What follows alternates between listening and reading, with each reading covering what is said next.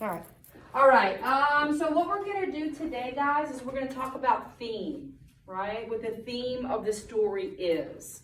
Who can tell me what the theme is? Oh yeah, he was heard of The moral of the story. The moral of the story. Absolutely. So it's the lesson, the overall lesson of the story. Not to be confused with central idea and main idea. And another interesting thing about theme, it's universal, okay?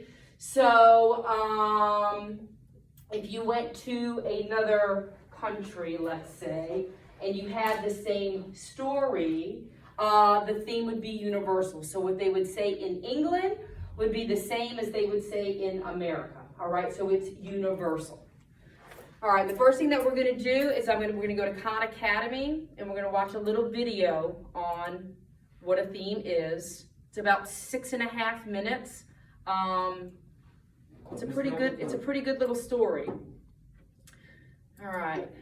So we've talked about Khan Academy in the past, and you guys know you can pretty much find anything in there. So I'm just going to type in theme, and let me find the video that I want. I think this is the one that I want. Okay. All right, so understanding the theme. What is the theme?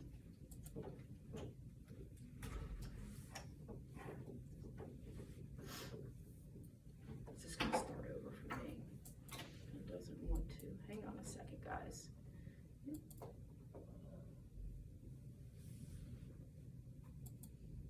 Come on. No. It doesn't like that I watched it before, but I want it to start over. Let's see. Hello, reader. I'll go this way. Well, it sure does not like that. It does not want to start over. All right, just give me a second. Oh, maybe that's it. Okay. Hello, readers. Today I want to Ooh, talk loud. about themes. A theme is an important idea that is woven throughout a story. It's not the plot or the summary, but something a little deeper.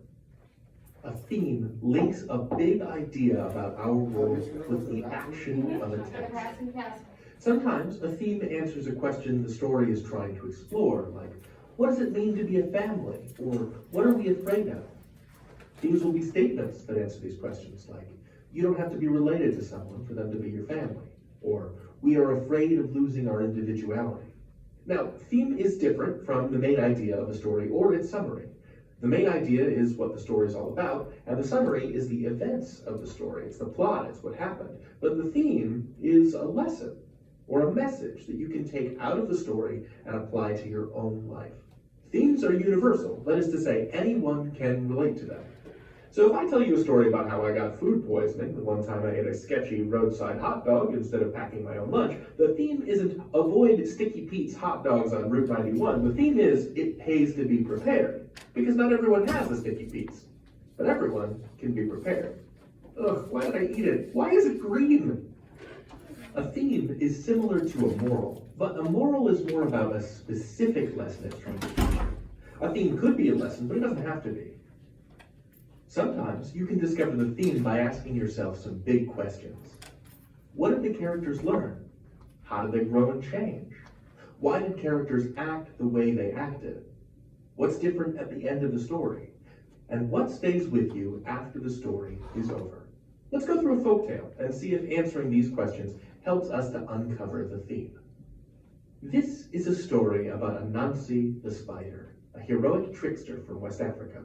Anansi was clever, but he wished to be wise, wiser than everyone, in fact. He decided that he'd take all the wisdom he could find, all the wisdom in the whole world, and gather it all inside a little clay pot. But he didn't like having it in the house, this pot of knowledge. What if our kid knocks it over? He asked his wife, Aso. What if someone comes over in the night and steals it? Who's coming to steal your pot, Anansi? She asked. Nobody even knows you have it. It's not safe, Anansi cried, and he decided to hide it. I'm going out, he said. Don't follow me. Whatever, said Aso, who went back to doing something that was actually useful. Anansi wandered through the forest, lugging this enormous clay pot of wisdom, never aware that his little son, Ntikuma, was following close behind. "Not tall enough," said Anansi, looking at a cliff. "Not deep enough," he said, frowning at a canyon. "Aha!" said Anansi, when he came to the prickly thorn tree at the edge of the forest, near a little stream. "Now this will do just fine." Anansi had many legs, and he was very strong, but even he could not climb the tree and carry the pot of knowledge at the same time. He scrabbled up the tree, then slid back down again. He wiggled up the tree, then slid back down again. He clambered up the tree. "Hey, Dad," Anansi's son called out. "What? What? I said nobody follow me. What are you doing here?" Anansi cried. "You should tie the pot to your back, Dad. Then you can use all your legs to climb the tree." He was right, but it didn't matter to Anansi. "I'll teach you to give me advice, you little miscreant," Anansi yelled, shaking his fist. The same fist that held the handle to the pot full of wisdom. It went sailing into the air as time seemed to slow down. "Oh no," said Anansi. "Oh no," said Anansi's little son. And the pot smashed open right there in the stream, carrying all of Anansi's carefully gathered up knowledge into the ocean, sending it out to the whole world once again. "You are in so much trouble, Ntikuma," Anansi said, clambering back down the tree. And then he said, "Ow, ow, ow," because in his haste he had poked himself on the thorns of the tree. His son took off running for home, and Anansi raced after him. And as they ran, it began to rain. And as the rain came down, Anansi stopped running and began to walk and think. Ntikuma's plan would have worked after all. When he at last caught up with Ntikuma, he apologized for losing his temper. "What was the use of all that wisdom if I can still be outsmarted by my little son?" he said. The two of them embraced. And because of Ntikuma's timely interruption, a little bit of Anansi's knowledge lives in us all today. So, our questions checklist. What did the characters learn? Well, Anansi learned that even if he had all the wisdom in the world, a child could still have a better idea than him. How did the characters grow and change? Anansi apologized for losing his temper and realized that he wasn't the only person with good ideas. Why did characters act the way they acted? I think Anansi was greedy. Why else would he want to have all the wisdom in the world and not share it with anybody else? And what's different at the end of the story? At the end of the story, everybody gets a little bit from the pot of wisdom. It flows out into the ocean and gets sent to everybody. And Anansi realized that keeping all the wisdom to himself still didn't make him the wisest all the time. Finally, what stays with you after the story is over? The fact that all of us, you, me, your Aunt Matilda, all of us have a little bit of Anansi's wisdom inside of us. So a theme of this story could be, anyone can have a good idea, or wisdom is inside all of us. What theme would you give this story? Discuss it with your friends, your classmates, your family, and let us know. The theme of all of my videos is and shall forever be that you can learn anything. David? Okay, so do you agree with the gentleman here that the theme would be anyone can have a good idea or wisdom is inside all of us? Or do you guys have something different maybe for the theme of the story?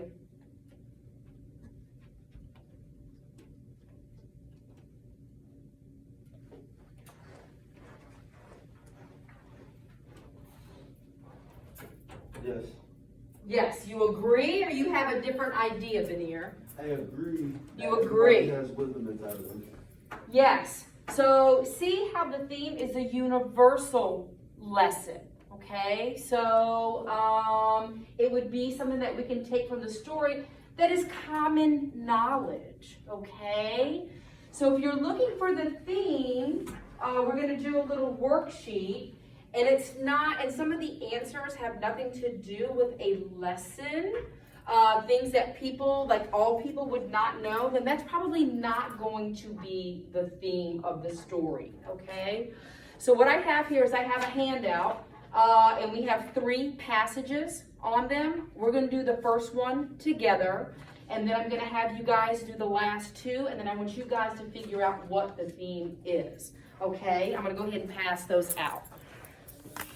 Okay, so we're talking about theme, the lesson of the story, and that it's universal. All right, so if we're looking at this first one here, I'll go ahead and read the story, okay?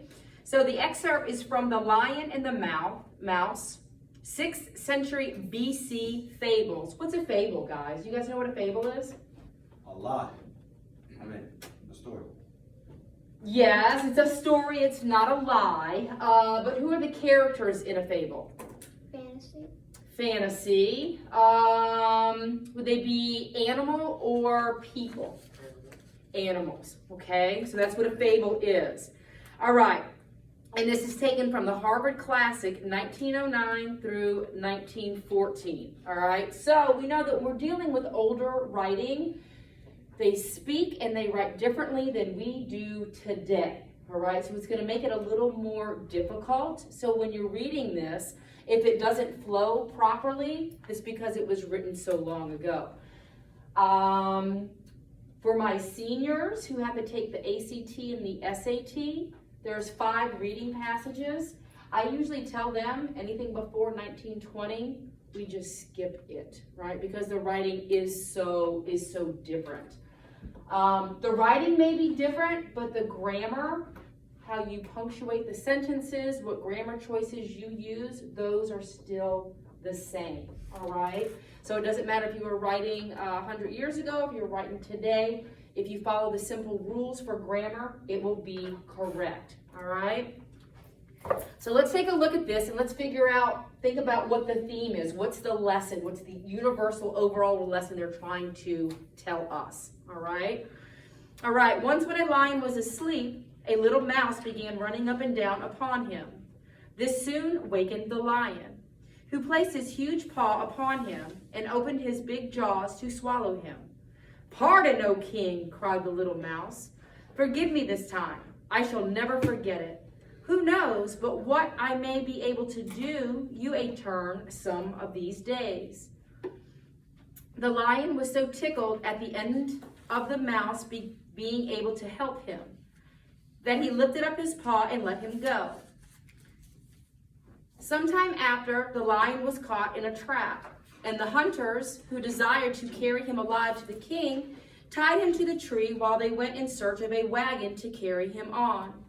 Just then the little mouse happened to pass by, and seeing the sad plight in which the lion was, went up to him and soon gnawed away the ropes that bound the king of the beasts. "Was I not right?" said the little mouse. Okay, which is likely to be the moral or theme of the passage. Remember? So it's going to have to give us a lesson, and it's going to have to be universal, something that everybody knows, all right? So what I like to teach my seniors, and I'm going to teach you guys too, is when you guys are looking at questions, especially for the FSA, process of elimination can be our best friend. We want to get rid of the garbage, all right? So instead of having instead of having a 25% chance of getting it right, if we can eliminate 2 answers, we've got a 50-50 shot at getting it right, right? So our odds are going to increase, okay? Yes, Veneer. I don't need the answer yet, babe. We're going to go through it, okay? All right, I love your enthusiasm. All right, so we're talking about theme, right? So theme, the moral to the story, and the universal lesson. Okay. All right. So let's take a look at these choices that we have here. A, you can never trust a lion. B, you can never trust a mouse. C, a lion and a mouse are unlikely friends. Or D, little friends may prove to be great friends. All right. So if we're looking at these, would a theme or a moral to the story, the universal lesson, would it be that you can never trust a lion? No, we don't trust animals, do we? So that can't be the lesson. So we can go ahead and get rid of this automatically, all right? Even if we don't know exactly what the theme is. Hang on a second, kiddo. Yep. All right, so moral of the story, universal lesson, you can never trust a mouse. No, that makes 0 sense, right? All right, theme, moral, or universal lesson. A lion and a mouse are unlikely friends. Is that a moral? Is that a lesson? I mean, it's. No, it's not. So we can get rid of that one. So that leaves us with little friends may prove to be great friends. Okay, that is the theme of the story. And it's a universal lesson, right? Everybody would know that. All right.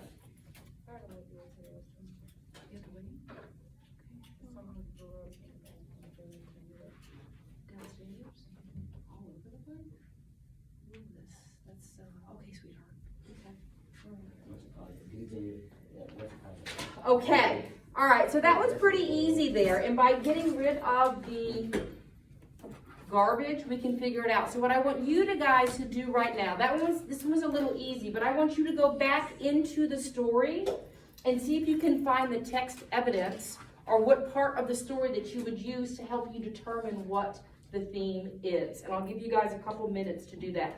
You can either highlight it or underline it, squiggly line it, crayon, whatever, however you want to do it. I would suggest on the FSA, when you are reading something and you think that that's probably going to be text evidence, use that highlighting tool that they provide to you within the format of the test, okay? So that way when we're going back and looking for it, it saves us time, all right? All right, I'll give you guys a couple minutes.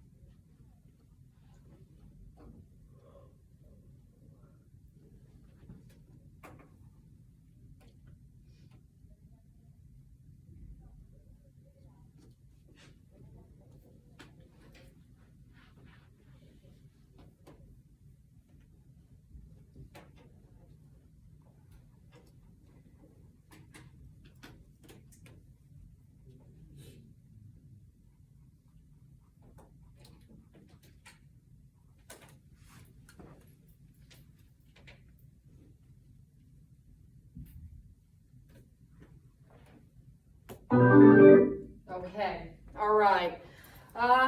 Journey. From the passage or the excerpt, what did you underline or highlight that helped you determine what the theme is? Where it says, who knows what I may be able to do you in terms some of these days. So you're going to go right here. Who knows but what I may be able to do you a turn some of these days. I like that. Did anybody else pick this? Okay, I got a couple of kids that picked that. Bobby Jean, you have something different? I have that, and then another one going to the other part of the message. It's that and the little mouse happened to pass by, and seeing the sad hill on which the lion was, ran up to him and soon gnawed away the lips. The bound the king of the beast. Was I not white? Said the little mouse. Absolutely. All right, I like that part too. All right, so we have two parts in the story that helps us determine what the theme is. All right. And since we're pulling it directly out of the text, that's all that text evidence is gonna be, right? Evidence with inside the text. So I know in the FSA you have to determine that, but you'll be able to know it because it'll be right there in front of you in black and white, okay? They're not asking you for an inference from text evidence. The evidence comes directly from the text, okay? All right, does this make sense, guys? All right, so there were two more on the back, and I want you guys to read them and then figure out what the theme is. I want you guys to get rid of the garbage, the answers that don't make any sense. We can drill down on it, and then I want you to go back into the text, and I want you to underline, highlight, whatever, the text evidence that helps you determine what the theme is, all right? And I'll give you guys about, that's the wrong one. I'll give you guys about 8 minutes, okay? If we need more time, I can give you more time, all right? Okay.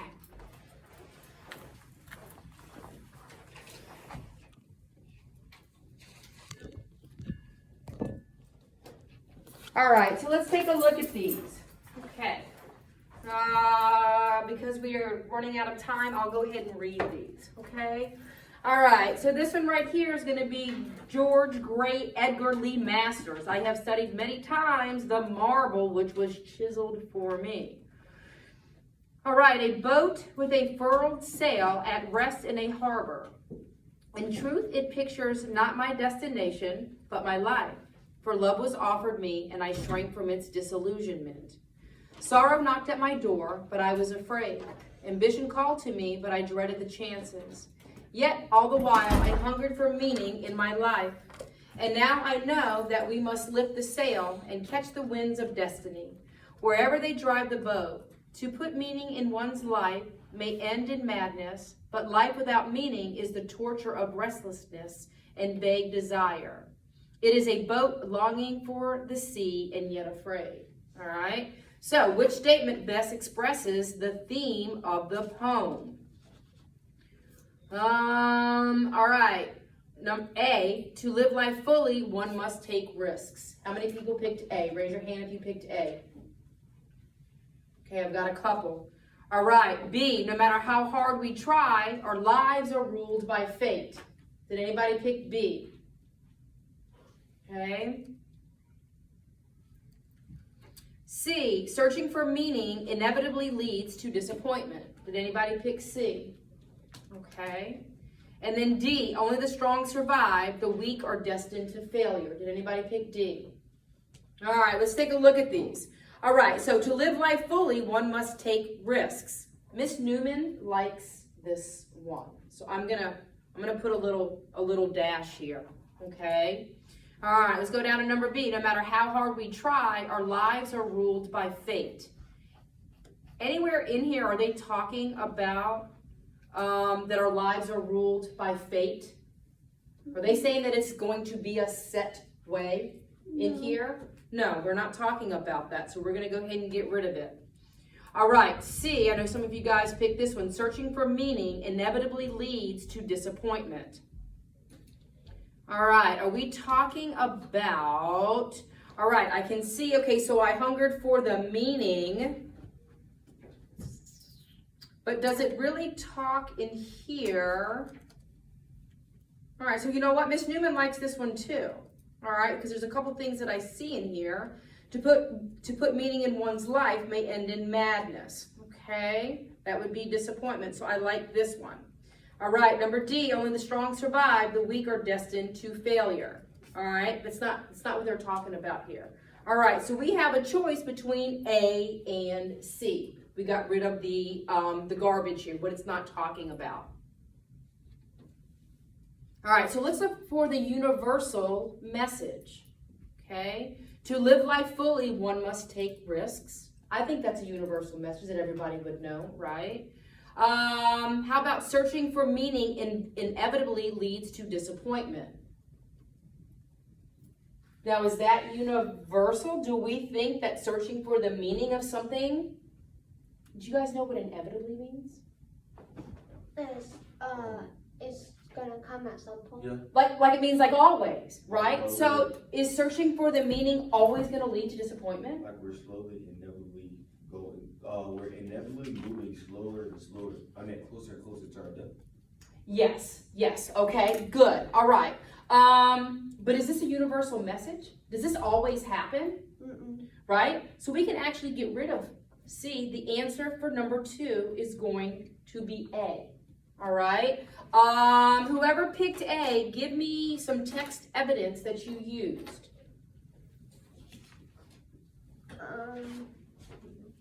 Now I know that we must lift the sail and catch the winds of destiny wherever they drive the boat, to put meaning in one's life, may end in none. Never mind. Yeah, you're good. Yeah, you're good, Bobby Jane. Okay. Did anybody else pick out something different here? Yeah, Veneer. I pick C for that. Okay. No, baby, that's fine. All right. Did anybody pick A and have a different text evidence that they used? I mean, it shows a lot, but it shows like he was offered love, but he shrank from his delusional stance and sorrow. Not gonna ignore it, but I was afraid. Okay. Ambition caught me, but I created the chances and just. That's the part Miss Newman really likes. Okay. Ambition called to me. What's ambition, guys?